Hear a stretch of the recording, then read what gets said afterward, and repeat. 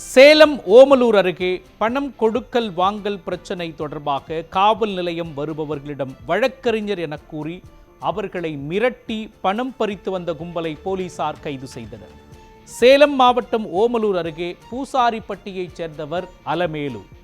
இவர் ஓமலூர் தீவட்டிப்பட்டி காவல் நிலையங்களில் புகார் அளிக்க வருபவர்களிடம் தன்னை ஓர் வழக்கறிஞர் என கூறி காவல் நிலையங்களில் தங்களுக்கு ஆதரவாக வேலை செய்து கொடுப்பதாக கூறி அறிமுகமாகி பல பேரிடம் பணம் வசூல் செய்து வந்துள்ளார். காவல் நிலையங்களில் பணம் கொடுக்கல் வாங்கல் புகாருக்கு வருபவர்களை தனது வீட்டிற்கு வரவழைத்து தனிமையில் இருப்பதைப் போல வீடியோ எடுத்து தனது 8 அடியாட்கள் மூலம் மிரட்டி பணம் பறித்து வந்ததாக இவர் மீது சிலர் புகார் அளித்துள்ளனர். புகார் குறித்து வழக்கு பதிவு செய்த காவல்துறையினர் அலமேலு மற்றும் அவரது அடியாட்களான ஆர்சி செட்டிப்பட்டி கொலை குற்றவாளிகளான சின்னக்குட்டி, பெரியக்குட்டி, கௌதம், சேட்டு, ஸ்ரீதர் ஆகியோரை கைது செய்து சிறையில் அடைத்தனர்.